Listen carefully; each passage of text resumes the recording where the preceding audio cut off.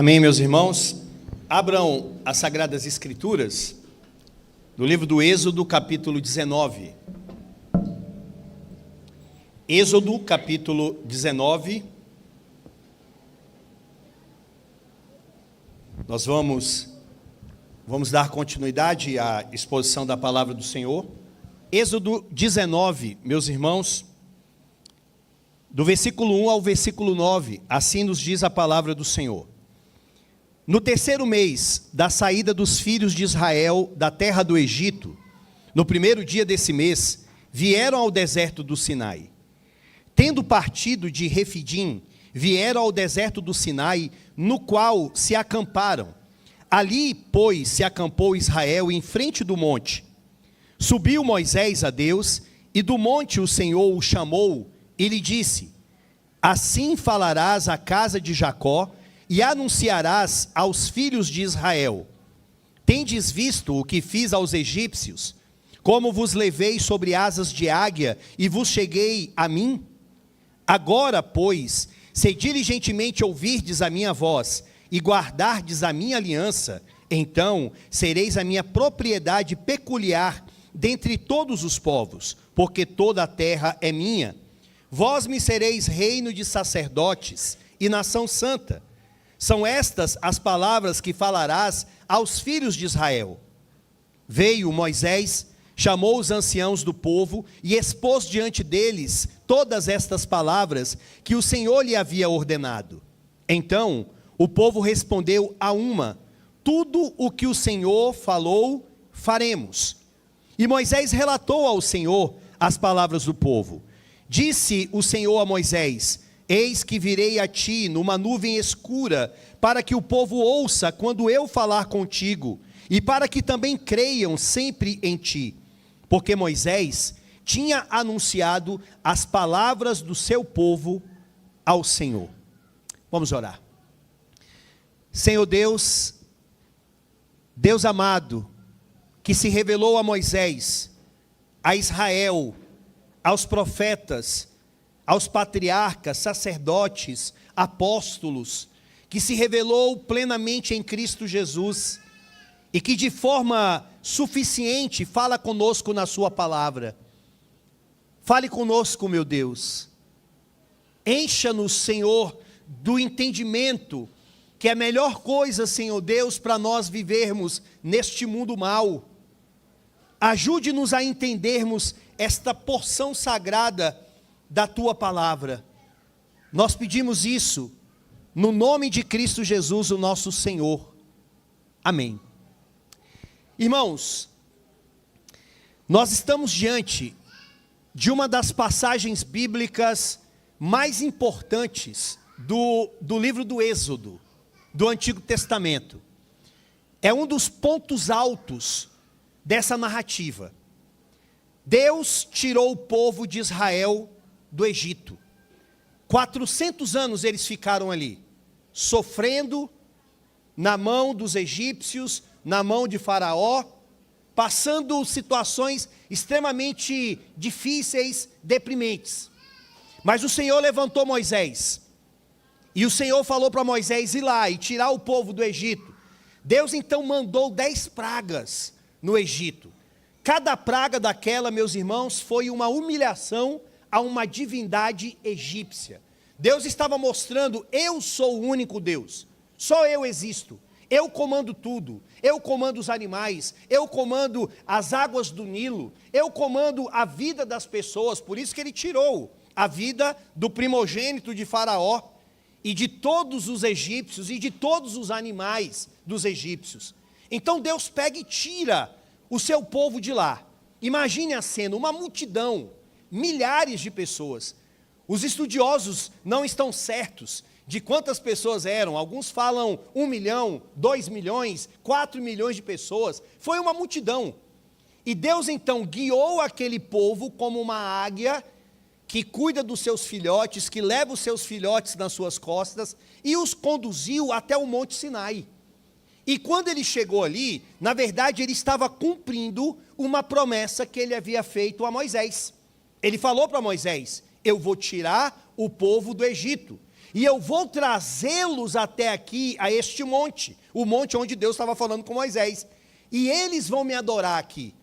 Então, o ponto alto dessa narrativa é que Deus tirou o povo do Egito, Deus cumpriu a sua promessa e levou o povo até o Monte Sinai, e lá no Monte Sinai, ele faz uma aliança com eles, e ele dá as suas leis, a lei moral.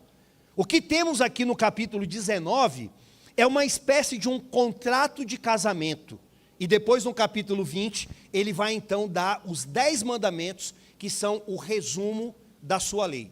Então, como que nós vamos conduzir aqui essa narrativa? Nós vamos ver em 4 pontos. 4 pontos aqui. Primeiro, Deus cumpre as suas promessas. Segundo, Deus fez grandes coisas por nós. Terceiro, Deus entrou em uma aliança conosco. E quarto, Deus guardou a sua aliança em Cristo Jesus, o nosso Senhor. Então, Deus cumpre as suas promessas, Deus fez grandes coisas por nós, Deus entrou em uma aliança conosco e Deus guardou a sua aliança em Cristo Jesus, o nosso Senhor. Então, vamos para o primeiro ponto.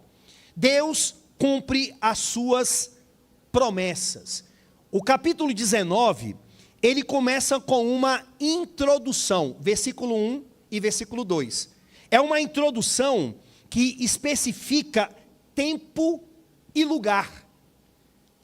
Para vocês terem uma noção, como que esse texto, mesmo a introdução, é importante para nós, segundo a ortodoxia bíblica, quem é o autor dos 5 primeiros livros da Bíblia, que a gente chama de Pentateuco? Moisés. Moisés é o autor. E ele tem todas as ferramentas, a possibilidade, a condição de ter sido o autor desses livros, porque ele viu, ele estava lá, ele foi uma testemunha ocular daqueles fatos, ele estava lá naquele monte, Deus falou primeiro com ele, e Deus transmitiu uma palavra para ele passar para o povo. Aqui nesses 2 primeiros versículos, nós temos riquezas de detalhes sendo trazidas por Moisés. Por exemplo, em que mês aconteceu a chegada de Israel ao Monte Sinai? O dia em que eles chegaram? Qual o monte em que eles estavam? Porque isso aqui é importante. A península do Sinai tinham vários montes. E muitos nem sabem ao certo se aquele monte onde eles foram era na Arábia ou era em outro lugar. Mas a questão é que Deus levou por Moisés aquele povo em um monte específico. E Moisés está trazendo riquezas de detalhes aqui. Então, olhe para o versículo 1, que começa assim: no 3º mês da saída dos filhos de Israel da terra do Egito. Literalmente, 3º mês seria a 3ª lua nova, que era como os judeus contavam. Ou seja, 50 dias após a saída do povo de Israel do Egito. 50 dias após a Páscoa, agora eles estavam no monte. E isso é importante porque, à luz de Levítico 23, 15 e 21, é que vai acontecer o que a gente chama de festa das semanas, ou então festa de Pentecostes, que ela ocorria o quê? 50 dias depois da Páscoa. E eles celebravam esses 50 dias após a Páscoa, porque foi entregue a lei para o povo de Israel. E é isso que nós vamos ver que vai acontecer aqui.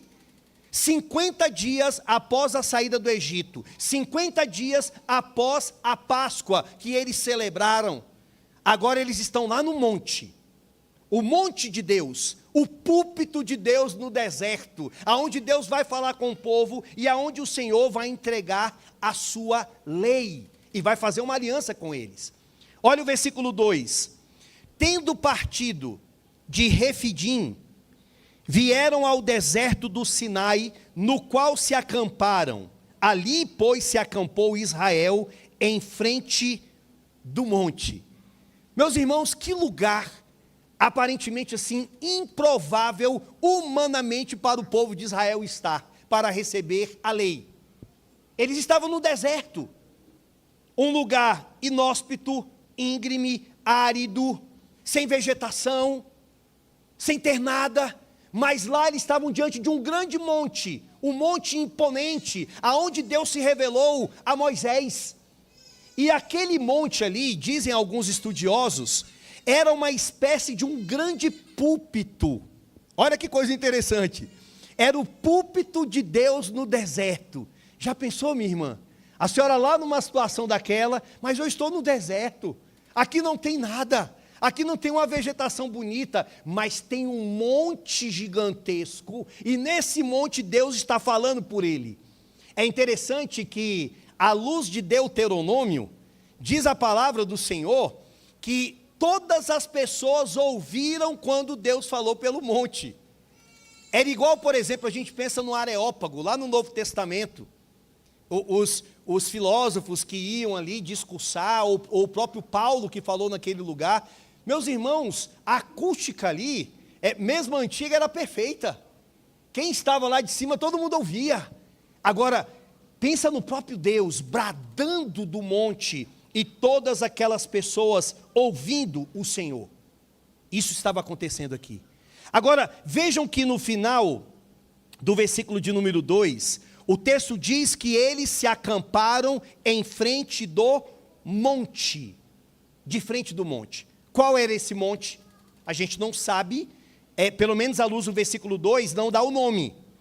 Mas à luz do versículo 11, do versículo 20 e de outros textos, nós descobrimos que esse monte era o Monte Sinai. Ou seja, eles estavam lá no Monte Sinai, e sabe o que é o importante aqui? O fato deles estarem no Monte Sinai, porque aqui estava se cumprindo uma profecia que Deus fez a Moisés.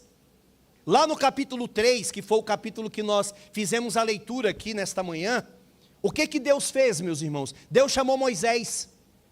Deus fez uma promessa para Moisés, que ele iria tirar o povo do Egito, e que depois que o povo saísse do Egito, ele iria atraí-los até o monte, e lá no monte eles iriam adorá-lo.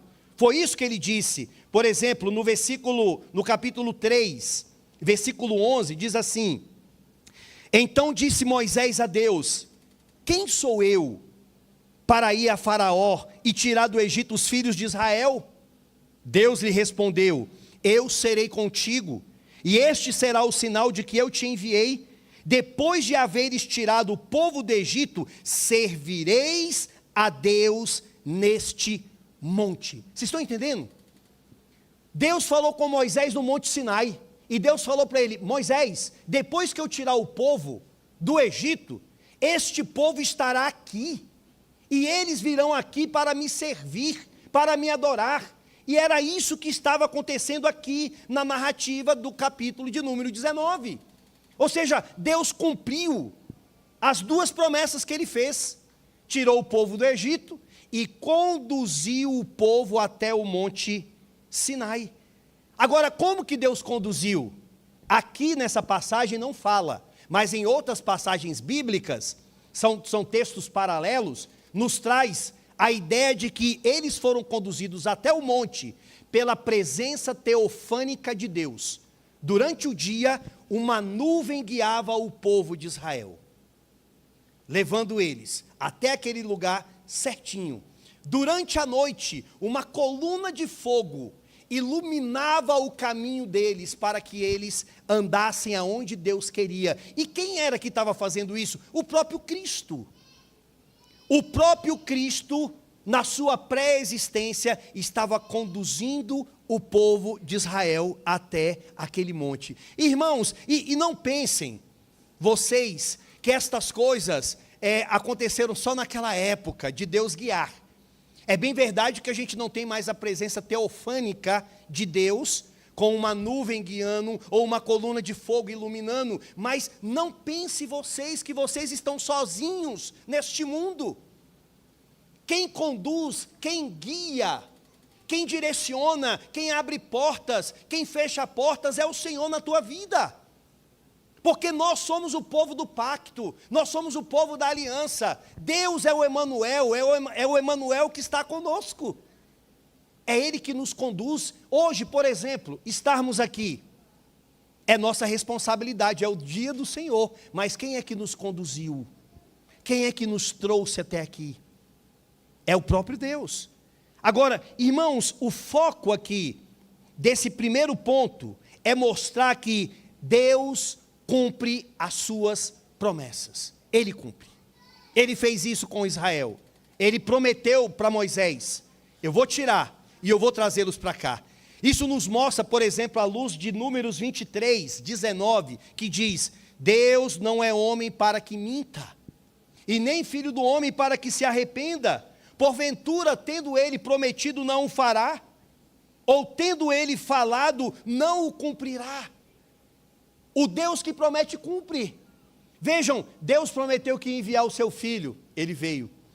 Deus prometeu que ia enviar o seu Espírito, ele veio. Deus prometeu que não nos deixaria órfãos, que iria nos conduzir em todas as coisas, que estaria conosco até a consumação dos séculos, e Ele tem cumprido isso. Ele prometeu que o seu filho vai voltar, e ele vai voltar. Então, todas as promessas de Deus, Ele vai cumprir. Isso mostra para nós o seguinte, nós não temos motivos para duvidarmos da palavra do nosso Deus. E era isso que Deus estava mostrando para Israel lá no monte. Lá no monte ele estava mostrando, eu cumpro as minhas promessas. Mas em segundo lugar, Deus fez grandes coisas por nós. Primeiro, Deus cumpre as suas promessas. Segundo, Deus fez grandes coisas por nós. Olhe para o verso 3, que ele diz assim, subiu Moisés a Deus. Por quê? Deus estava lá no monte. O povo chegou, aquela multidão, e agora o povo fica ali, Moisés vai lá no monte, e diz, e do monte o Senhor o chamou e lhe disse, assim falarás à casa de Jacó, e anunciarás aos filhos de Israel, tendes visto o que fiz aos egípcios? Como vos levei sobre asas de águia, e vos cheguei a mim? Irmãos, preste muita atenção, todos aqui, preste muita atenção nessas palavras que eu vou falar para vocês. Deus, a partir daqui, do capítulo 19, ele vai falar muitas coisas que Israel deve fazer, muitas. Capítulo 19, capítulo 20 é os 10 mandamentos. Então, são mandamentos que o povo de Israel deveria cumprir. Mandamentos verticais, relacionamento com Deus, mandamentos horizontais, relacionamentos com o próximo. E depois do capítulo de número 20, nós temos ali várias leis, vários princípios, vários regulamentos que eles deveriam fazer. Mas antes que Deus mostrasse o que eles deveriam fazer, Deus primeiro quer mostrar o que Ele fez pelo povo. Vocês entenderam? Antes de Israel saber o que eles deveriam fazer, Deus primeiro queria mostrar para eles o que Ele, o próprio Deus, fez por eles. E isso é um fundamento, meus irmãos, muito importante para a nossa caminhada como cristãos. Deus ordena biblicamente que a gente faça coisas? Sim. Nós temos vários imperativos na Bíblia. Nós temos responsabilidades diante do Deus do pacto, da aliança. Por exemplo, estudem as cartas de Paulo. Vocês vão ver que elas estão repletas de imperativos. Mas antes dos imperativos, nas cartas de Paulo, o que vem primeiro? Os indicativos. Aquilo que Deus fez por nós, as coisas que Ele fez pela gente. Por exemplo, Romanos capítulo 12, diz assim, rogo-vos, pois, irmãos, pelas misericórdias de Deus, que apresenteis o vosso corpo por sacrifício vivo, santo e agradável a Deus, que é o vosso culto racional. Qual é o imperativo? Apresentem o corpo de vocês como sacrifício vivo, santo e agradável a Deus. Façam isso. Mas antes disso vem o quê? Rogo-vos, pois, pelas misericórdias de Deus. O pois quer dizer, diante de tudo o que eu fiz por vocês, dos 11 capítulos da carta aos Romanos, dos indicativos, por causa da união de vocês com Cristo, agora façam isso, isso e isso. Ou seja, é a mesma coisa que Deus está mostrando aqui, em Êxodo capítulo 19, versículo 4. Olhe mais uma vez para esse texto. Olha o que Deus vai falar para Moisés, para ele dizer ao povo. Tendes visto o que fiz aos egípcios? Como vos levei sobre asas de águia e vos cheguei a mim? 3 coisas Deus destaca aqui, que ele fez por Israel. A primeira coisa, ele fala, tende visto o que fiz aos egípcios? O que Deus fez com os egípcios? Deus humilhou eles, os deuses deles. Deus abriu o mar vermelho, fez com que o seu povo passasse enxuto, e depois fechou o mar sobre eles. Deus mandou 10 pragas do Egito, mostrando que Ele é poderoso, que Ele é o único Deus, é Yahvé, não são os deuses egípcios. Vocês viram o que eu fiz com os egípcios? Eu destruí, eu aniquilei, e eu libertei o meu filho, eu libertei o meu povo. Agora, segunda coisa que Deus mostra no verso 4, como vos levei sobre asas de águias. Irmãos, Deus conduziu Israel do Egito até o Monte Sinai, como uma águia que protege os seus filhotes, como uma águia que conduz os seus filhotes nas suas costas, nas suas penas. Ele foi conduzindo Israel. É interessante, se você fizer um estudo dessas aves de rapina, você vai ver que os filhotes, eles não são levados pelas águias pelas suas garras, que são enormes, mas os filhotes são colocados nas suas costas, nas suas penas, até que eles consigam voar sozinhos, e eles são conduzidos, eles são protegidos. Quando uma águia, de fato, ela quer atacar, ela vai fazer um estrago, com aquelas garras imensas, ela destrói, ela rasga, ela mata. É interessante naquele filme de Hobbits, que nos 2 momentos cruciais, que parecia que os heróis daquele filme iriam ser destruídos, o que eles viram?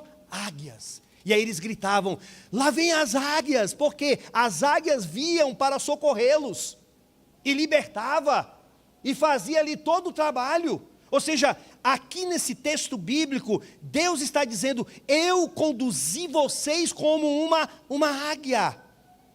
Êxodo capítulo 32, versículo 11, diz assim, como a águia desperta sua ninhada e voeja sobre os seus filhotes, estende as asas e tomando-os, os leva sobre elas, assim só o Senhor o guiou e não havia com eles Deus estranho. Deus conduziu o povo. Terceira coisa que Deus fez com o povo de Israel, diz o texto que, e vos cheguei a mim. Não é isso que está no verso 4? O que é o vos chegar a mim? Deus libertou, Deus guiou, e Deus fez tudo isso para quê? Para que esse povo pertencesse a Ele. Ou seja, a salvação não é um fim em si mesmo, a salvação é para nós pertencermos a Deus, para nós sermos propriedades do Senhor. Então, o Senhor pegou e atraiu o povo de Israel, e atraiu para si. Meus irmãos, sabe o que estava acontecendo ali no Monte Sinai?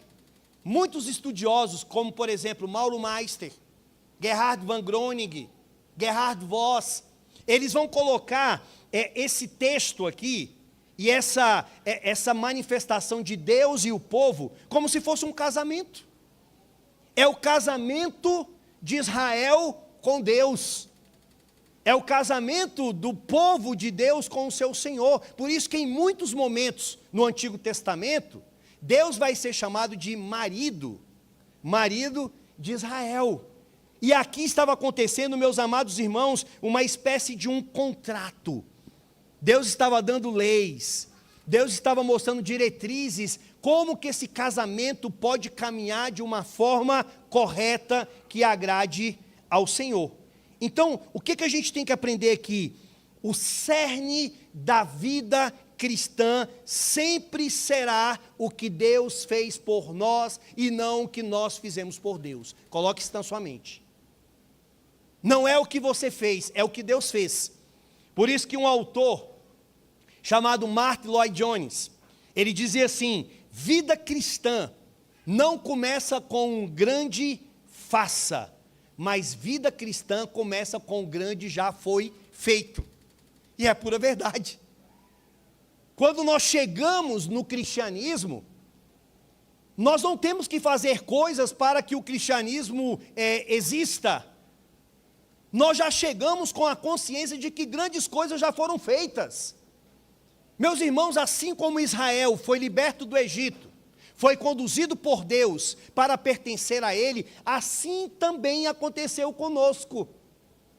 Deus nos libertou da escravidão do nosso pecado. Estávamos mortos em delitos e pecados, e Ele nos deu vida. E Ele nos resgatou, e Ele nos reconciliou, e Ele deu o seu próprio Filho, e o sangue do seu Filho, para a nossa libertação. Então, assim como aconteceu com Israel, mas Deus também nos guiou. A palavra do Senhor nos diz que aquele que começou a boa obra em nós, há de completá-la até o dia de Cristo Jesus. Ou seja, é Deus que vai levar você do começo até o fim. É Ele que vai fazer com que você persevere. É Ele que vai permitir a tua queda, mas vai colocar você de pé. É Ele que vai proporcionar circunstâncias difíceis na tua vida, mas vai dizer que todas as coisas cooperam para o bem daqueles que amam a Deus. Então, assim como Deus guiou o povo de Israel como uma águia, Deus também nos guia também do mesmo jeito. E no final, para que Ele faz tudo isso, meus irmãos? Ele faz tudo isso para nós pertencermos a Deus. Nós somos, ou melhor, nós pertencemos a Deus de três maneiras. Guarde isso aí. Por criação, Deus é o nosso Criador. Por redenção, Cristo morreu por nós. E pela habitação do Espírito Santo. Por três maneiras vocês pertencem a Deus se vocês são cristãos: criação, redenção e habitação. Então, voltando aos nossos pontos: primeiro, Deus cumpre as suas promessas. Segundo, Deus fez grandes coisas por nós. Terceiro, Deus entrou em uma aliança conosco. Sabe o que vai acontecer aqui, meus irmãos? O Deus que conduziu o povo de Israel como uma águia até o Monte Sinai. Agora lá do monte Ele vai dar leis. Primeiro Ele vai entrar numa aliança com o seu povo. E depois Ele vai dar leis a eles. Preste atenção nisso. O que é uma aliança? Aliança biblicamente é um acordo. É um acordo unilateral da parte de Deus conosco. Ainda que duas pessoas estejam envolvidas, Deus e o seu povo, Deus e você, mas só que esta aliança, ela partiu de Deus. Foi Deus que entrou numa aliança com o povo.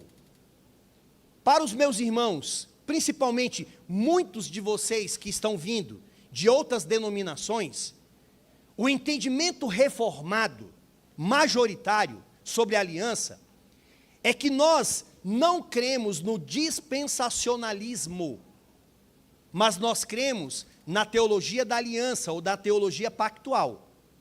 O que é a teologia pactual? É que Deus, Ele entra em aliança, ou Ele entra numa comunhão com pessoas, fazendo pactos. Irmãos, não é difícil nós vermos isso na Bíblia. Ele faz uma aliança com Adão, Ele faz uma aliança com Noé, Ele faz uma aliança com Moisés, Ele faz uma aliança com Abraão, Ele faz uma aliança com Moisés, Ele faz uma aliança com Davi, Ele faz uma aliança com seu filho, que já estava sendo falada lá no Antigo Testamento.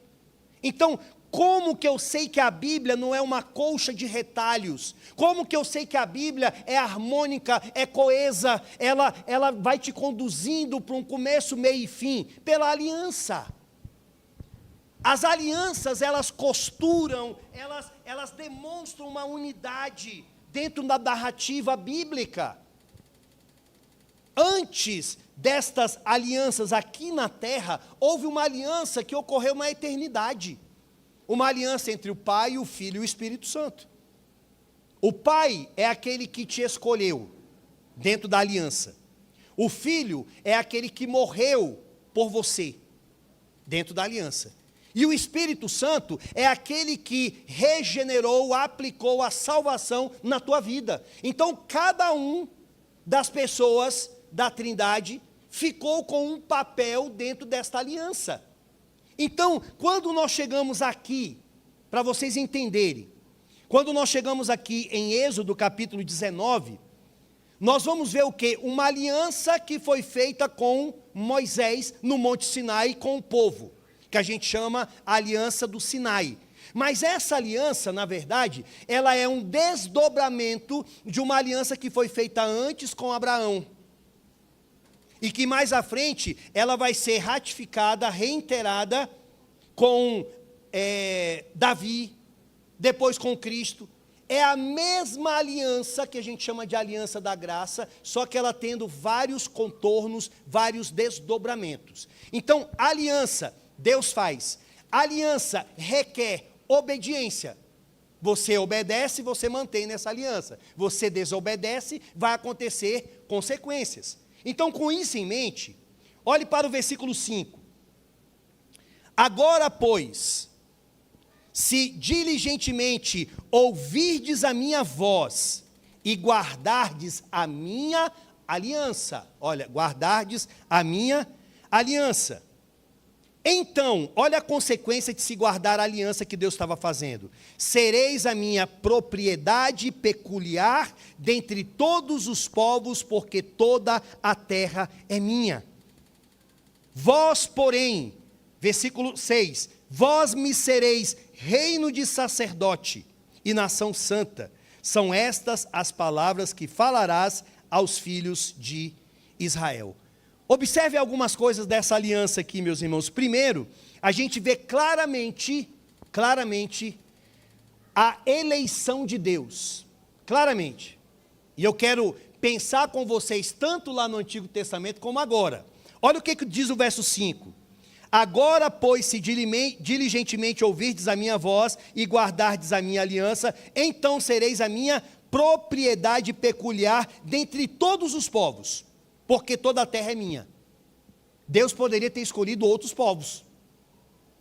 Deus poderia ter escolhido filisteus, jebuseus, tantos outros. Deus também poderia ter escolhido outra pessoa e não você. Deus poderia ter escolhido, de repente, um parente seu, mas Ele não escolhe ele, escolhe você. Por quê? Porque toda a terra é dele. Porque todo mundo pertence a Ele. Porque Ele é soberano sobre todas as coisas. Então, a eleição, ela mostra, ou melhor, a aliança, ela mostra a eleição de Deus. Mas também, diz aí o versículo de número 6, que na eleição, nós somos chamados a exercermos os mandatos criacionais, os mandatos que Deus deu a Adão. Olha o verso 6, vós me sereis reino, ou seja, reis, sacerdotes e nação santa.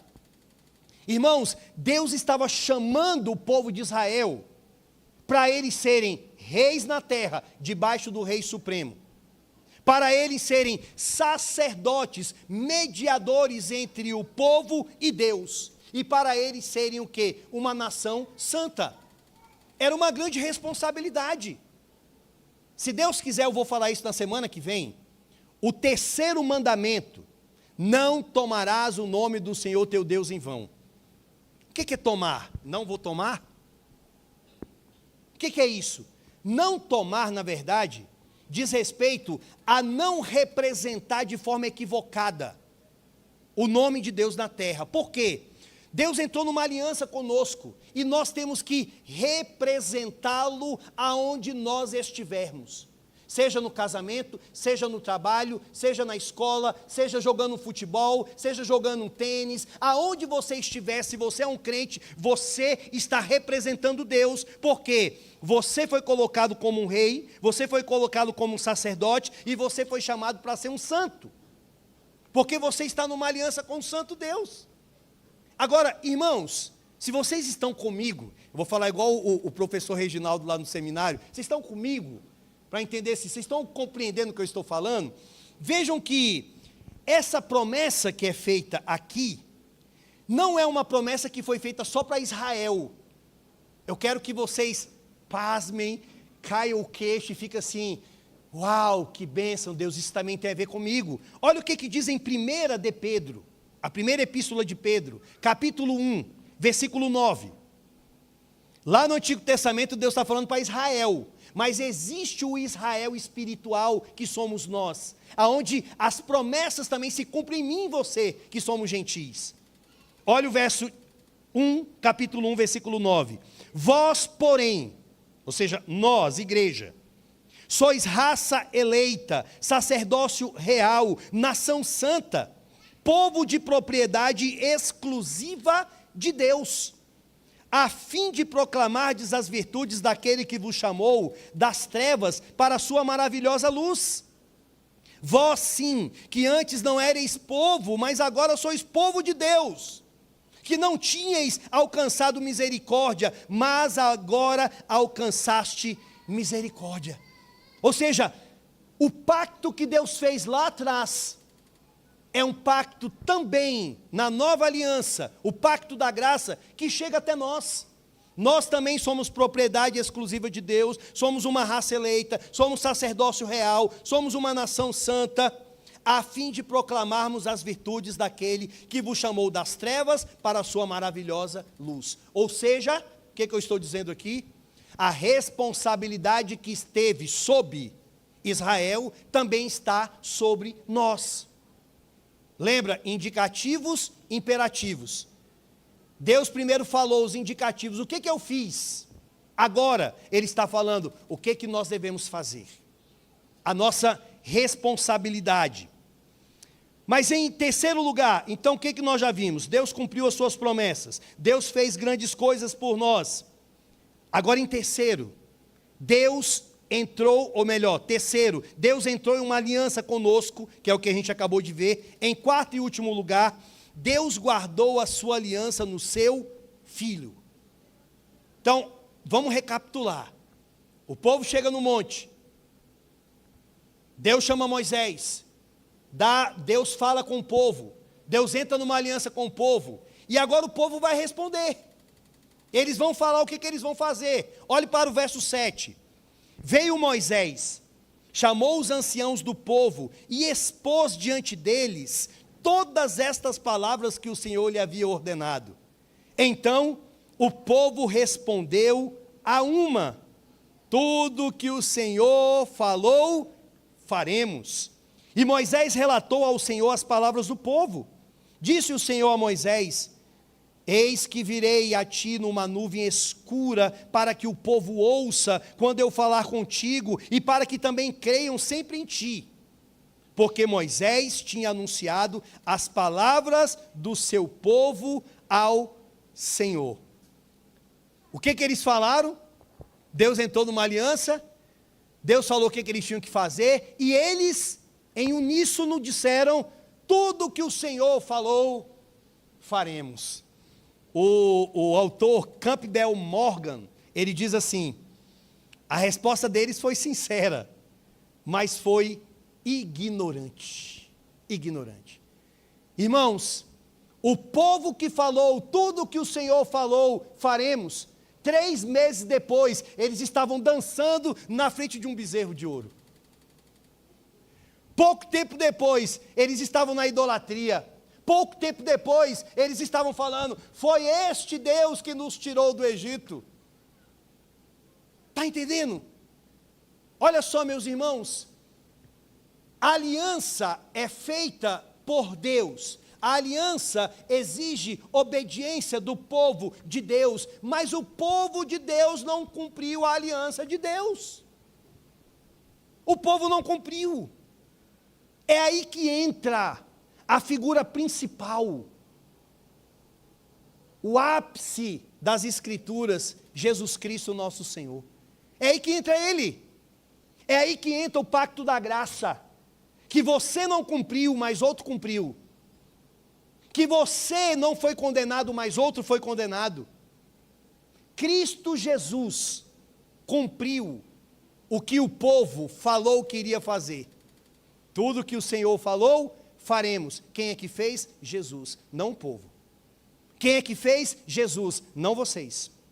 Nenhum de nós cumpriu a lei. Isso aqui é bom que a gente saiba, que o Antigo Testamento, ele tem lei e tem graça, assim como o Novo Testamento.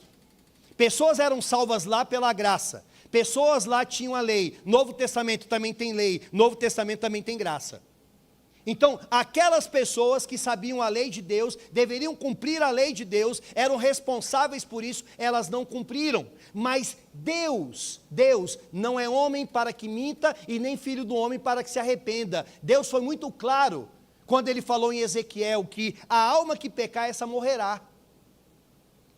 Descumprir a lei de Deus é morte. Descumprir a lei de Deus é condenação.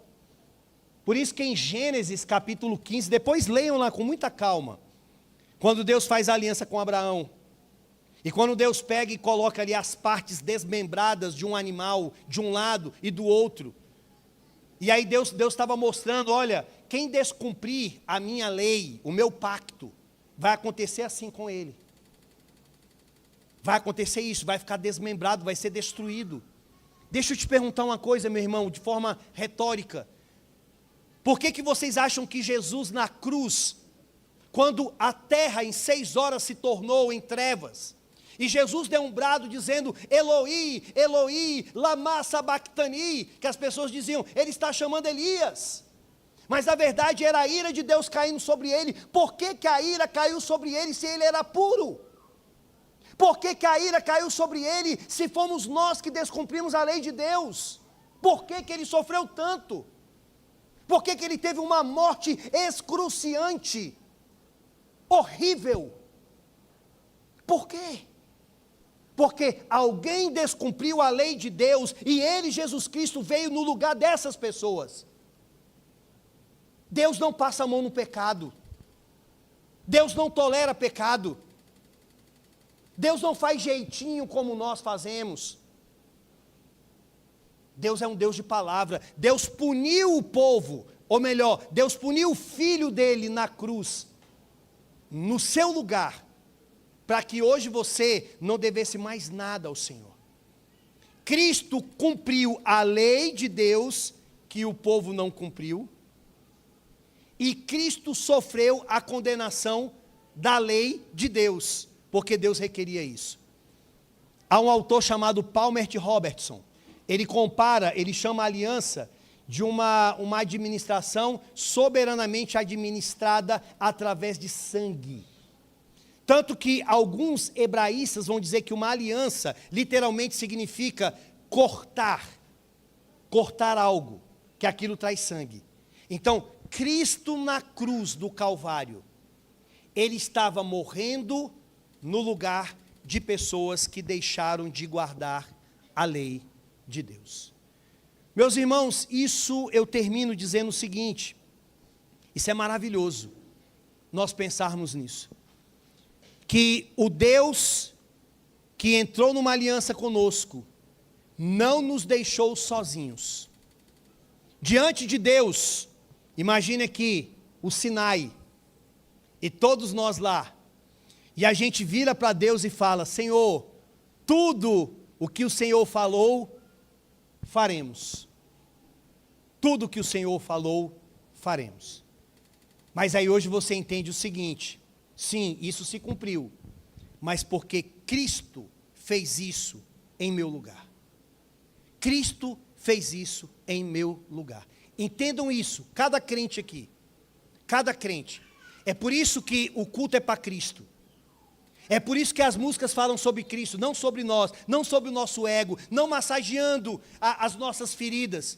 É por isso que os sacramentos apontam para Cristo. É por isso que tudo, toda a Escritura, todas as coisas apontam para Cristo, porque Ele é maravilhoso.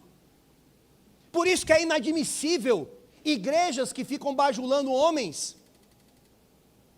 Igrejas que o foco é o pastor, o foco é a pastora, o foco é o bispo, o foco é isso e aquilo. Não, é Jesus Cristo. É Jesus Cristo, o autor e...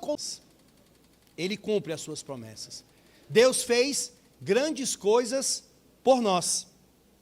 Deus entrou em uma aliança conosco. E Deus cumpriu esta aliança no seu Filho. Amém, meus irmãos? Glória a Deus por isso. Louvado seja o nosso Senhor por essas verdades sublimes. Semana que vem, se Deus quiser, nós vamos ver os 10 mandamentos. Agora, uma vez que eu entrei nessa aliança com vocês, agora vocês têm que fazer isso, isso, isso e isso. Mas lembrem-se. Antes de fazermos alguma coisa, nós temos a consciência de que Ele fez algo por nós. Vamos orar.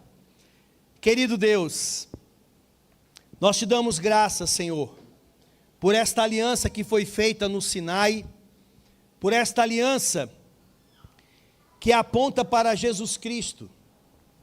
Tanto Moisés como mediador, e Cristo é o verdadeiro mediador. O povo que tinha responsabilidade, assim como nós, mas descumprimos. E Cristo Jesus, que cumpriu estas coisas em nosso lugar. Obrigado, Senhor Deus, porque não existe plano mais sábio do que esse que o Senhor fez. Nós louvamos o teu nome nesta manhã, pelos méritos de Cristo Jesus, o nosso Senhor. Oramos agradecidos pelo que ouvimos, em nome de Jesus. Amém.